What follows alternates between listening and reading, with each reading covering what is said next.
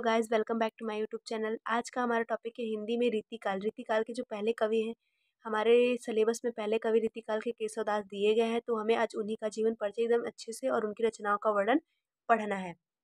तो हम आपको रीतिकाल का स्टार्ट करने से पहले ये बता दें कि जो हमारे आचार्य रामचंद्र शुक्ल हैं, उन्होंने रीतिकाल का प्रवर्तक चिंतामणि को माना है। तो आई होप आपको समझ में आएगा। और केशवदास भी माने जाते हैं, लेकिन इनकी तुलना अन्य कवियों में की जाती है। तो बिना देरी के हम वीडियो स्टार्ट करते हैं। और केशवदास का जीवन परिचय। इनके जन्म में जैसे हम बता दें, इनका जन्म 1555 ईस्वी को कहाँ पे हुआ था? ओरछा में हुआ था, ठीक है। और इनकी मृत्यु कितने में हुई है? 1617 ईस्वी में हुई है। मुख्य बिंदु में जैसे इनके पिता का नाम काशीनाथ है, जन्म स्थान इनका ओरछा है, और ये सब करके मुख्य बिंदु में है। तो आपको अगर चाहिए तो आप इसका स्क्रीनशॉट ले सकते हैं। हम बिना देरी के वीडियो स्टार्ट करते हैं और इनका जीवन परिचय देखते हैं। आचार्य केशवदास का जन्म 1555 ईस्वी में ओरछा में हुआ था। कहाँ पे हुआ था? ओरछा में। और कितने में? सन 1555 ईस्वी में। वे जिघोतिया ब्राह्मण थे। वो कौन थे? जिघोतिया ब्राह्मण थे। उनके पिता का नाम काशीनाथ था। ओरछा के राज दरबार में उनके परिवार का बड़ा मान था।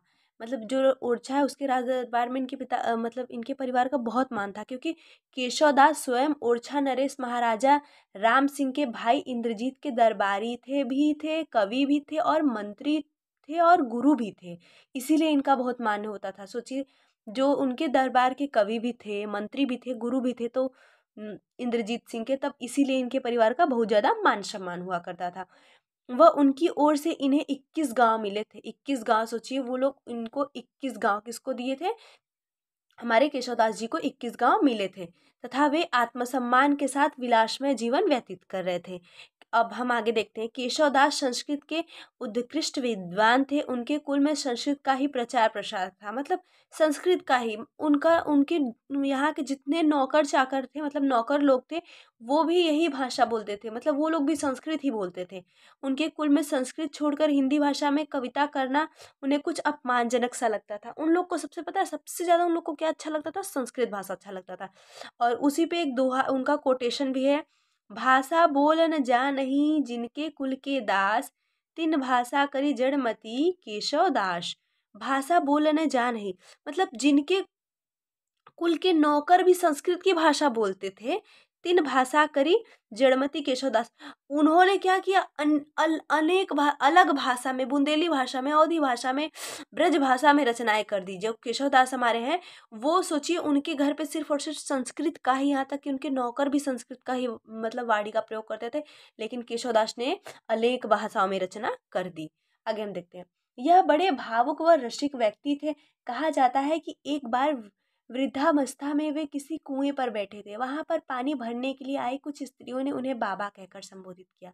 मतलब वृद्धावस्था में बूढ़े हो गए थे और वही बैठे थे, तो कुछ स्त्री आई और उनको बाबा कहकर संबोधित किया। इस पर उन्होंने एक दोहा कहा, केसवी केशनी अशी करी बैरहि जसन कराही, चंद्रावसन मृग लोचनी बाबा कहीं कहीं जाए। मतलब ये कहते हैं कि केशव करी बैरही जस बाई, मतलब ये अलग हो गए हैं, सबसे दूर हो गए हैं, फिर भी वदन, मतलब एक चंद्रमा के समान, या फिर जो सुगंधित वदन वाली स्त्रियां हैं वो, और मृगलोचनी मतलब हिरण के समान नेत्र वाली, ठीक है, उसके समान नेत्र वाली सुंदर सुंदर स्त्रियां इनको क्या कहकर संबोधित कर रही हैं? बाबा कहकर संबोधित कर रही हैं। आगे देखते हैं हम।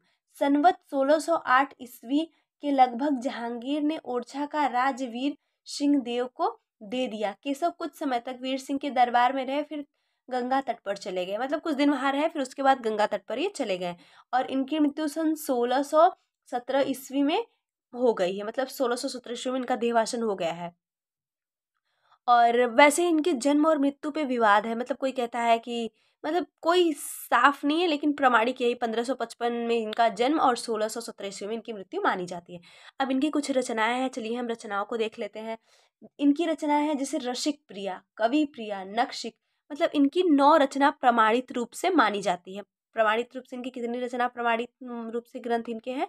9 है, जिनमें है रसिक प्रिया, कवि प्रिया, नक्शिक, चंद्रमाला, रामचंद्रिका, वीर सिंह चरित्र, रतन भावनी, विज्ञानगी और जहांगीर जश चंद्रिका। ये इतनी इनकी रचनाएं मानी जाती है। तो आई होप आपको सभी को इनका जीवन परिचय अच्छे से समझ में आया होगा। और अगर आपको ना समझ में आया तो प्लीज़ आप हमें कमेंट करके बताएं, हम और भी आसान तरीके से आपको इनका जीवन परिचय बताने की कोशिश करेंगे। और जो ये हमारे केशवदास है ये मिश्रा थे, मतलब मिश्र थे, ठीक है। और इनकी अगर हम बात करें पितामह की, तो पितामह हम दादा को कहते, तो इनके दादा का नाम था कृष्णदत्त मिश्र था। और इनके मामा का भी नाम कृष्णदत्त था, लेकिन वो शुक्ल थे, वो शुक्ला थे और ये मिश्रा थे, ठीक है। तो आई होप आप सभी को समझ में आया होगा।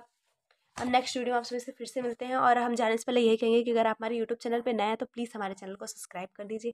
और आपको हमारी वीडियो अच्छी लग रही है तो प्लीज़ हमारी वीडियो को लाइक करिए, ज़्यादातर अपने जितने भी स्टूडेंट्स फ्रेंड्स हैं उनमें शेयर करिए, ताकि उनका भी नॉलेज बढ़े। धन्यवाद।